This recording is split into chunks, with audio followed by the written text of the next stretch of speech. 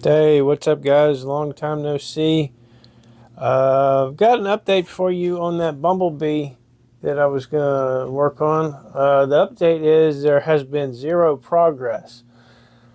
What happened was the guy who was going to send me the stick mag for it never did, and which is all the same to me. I just don't have to work on his birds ever again.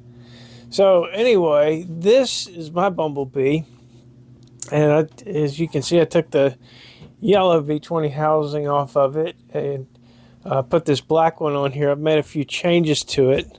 Yeah, back when I did that Bumblebird, I really liked the yellow and black, so I figured, well, it'd look cool with the black one.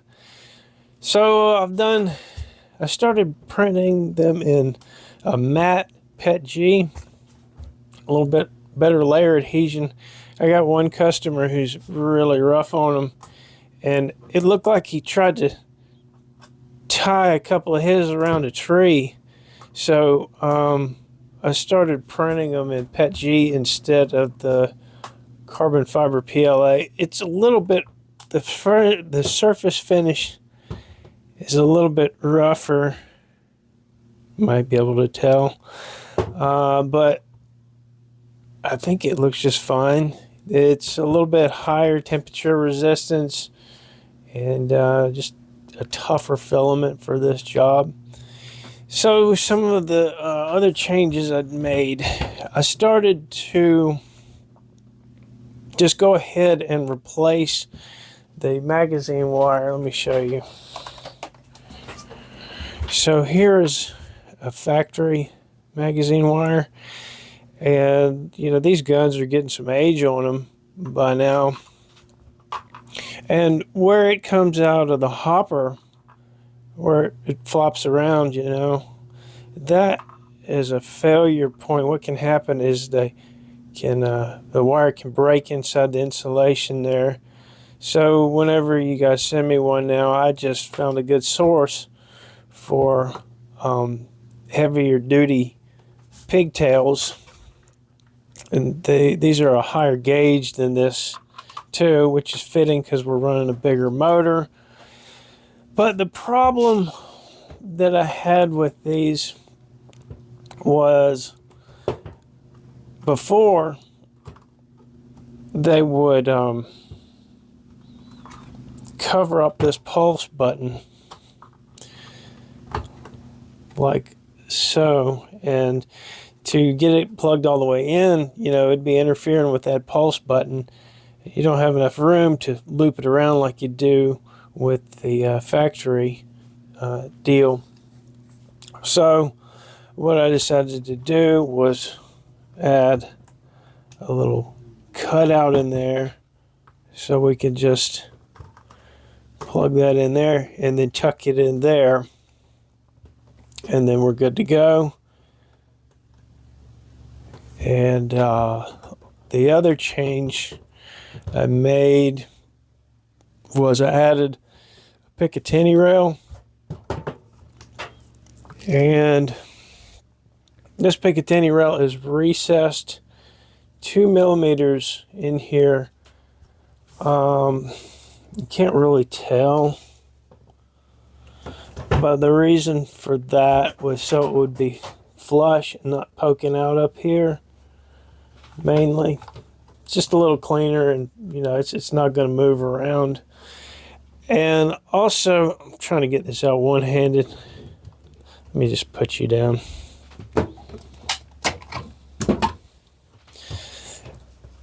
The way I fastened it is, we've got Allen screws here, and then maybe we can see it. So you can see one of the nuts that's recessed in there. So it is on there and it is not going anywhere. I don't think I ever showed you guys this stock, but this is something that I whipped up. And I had to destroy an airsoft stock to get these rails these wire rails out of it. But I figured, well, you know, I could buy this round stock and make these notches and then make the entire thing if I needed to. And then, you know, that retracts up like so. And also, I've got my uncle's bird in here, and he's getting some of the same upgrades. So I made him a new housing. Now he's running the Black & Decker, so this is a different deal. You know, it doesn't take the Craftsman packs, and it's also got, well, you can see it on this one. This one takes a little bit longer screws that I don't have yet, but you can see how it works.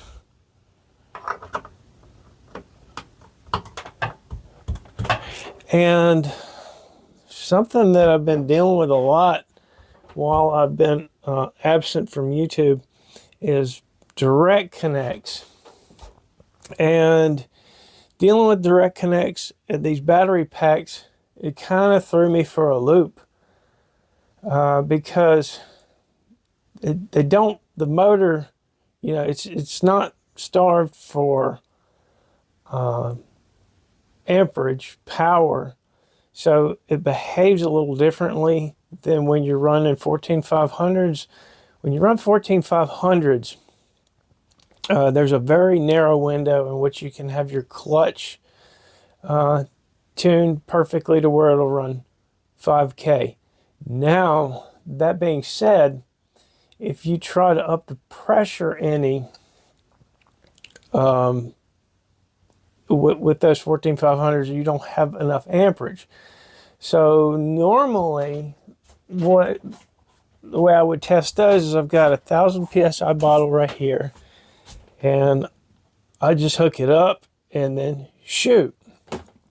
So 1000 psi, running through a hose, running through a slide check valve to a Superbird being run with 14500s is fine for 5K.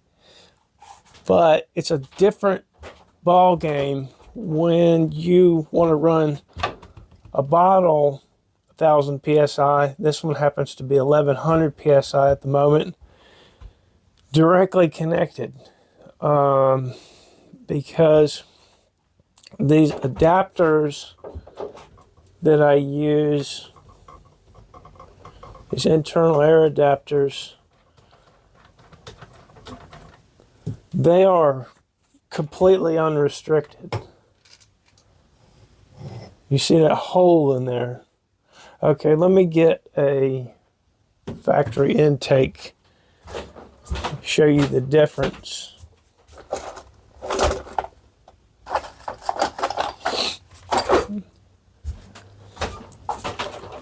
All right. I'm going to have to zoom in to show you this. Okay, you see that hole on the inside there on the bottom? See how tiny that is compared to our unrestricted deal? And down inside there, I don't know if we're going to have the light and see, but yeah, there we go.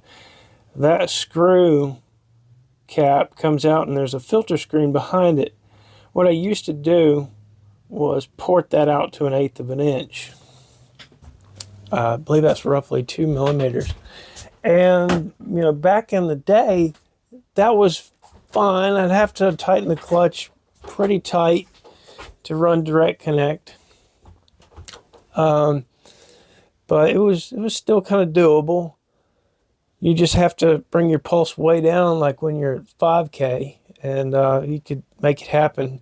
So recently, I've got this customer, and he wanted all of his guns to work with a bottle that he also sent. So I'm assuming the bottle was 1100 psi output, because it had a Pro V2 regulator SHP on it. And I made it work with all of his guns. 3 of them were Super Birds, 1 of them was a chip mod. But I had to really crank down the clutches, and it could run like the bare minimum pulse on 5K. So they were barely running on 5K. I got to thinking about it. It's like, man, this just used to be so much easier back in the day. What is going on? And it's like I knew that it was getting too much air, but it's like back in the day, I would use this much air and it would be fine. It's like, what has changed? So I got to thinking and thinking and thinking. And I came back to, well, you know what? It must be because, you know, these are totally unrestricted. And then I got to thinking about it a little bit more. And, you know, if you have that tiny little hole, like a fully restricted stock Blackbird, and you put 1600 psi behind it, well, and you put it on like single fire, you shoot it one time, you're going to get that full 1600 psi velocity, because you'll have that pressure built up in your air tube already. But if you go up to like say 5K, you know, it's going to be sucking air. You're not going to be getting much power at all, just because you can't push that same amount of air through that little tiny hole. So when you unrestrict them and you got a single shot, let's say we're running 1600 psi, you're going to get that full 1600 psi from that single shot. But then as you increase your fire rate, you're pushing that air through a lot bigger hole. So you're not restricting it anymore, and you can get a whole lot more air through it faster. So I was trying to figure out how to restrict that adapter itself, and there's no real good way that I could come up with to restrict that hole. And I was like, well, you know, with these valves, we can run an ASA with these, so we can just leave these valves in here and run an ASA. It's no big deal. It's just like we could leave or slide in forever, or a twist valve, whatever you want to call it.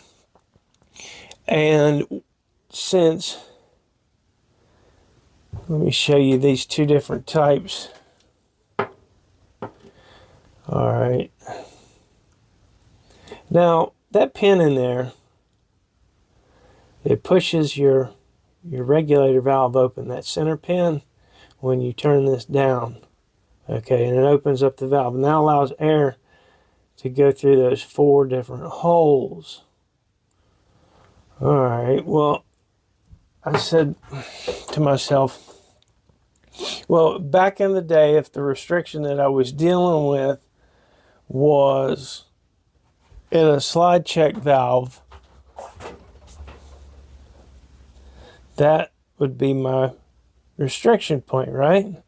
So I took one apart and measured how big the hole was with a drill bit, and it's a little bit smaller than 2 millimeters.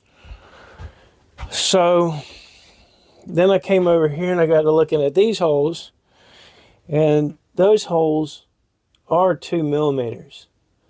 And I was like, well, you know, I could put like a disc down in there to block 3 of those off and have one open. Okay, but what if it shifts? What if it moves and then ends up blocking all the holes? So I came up with this design.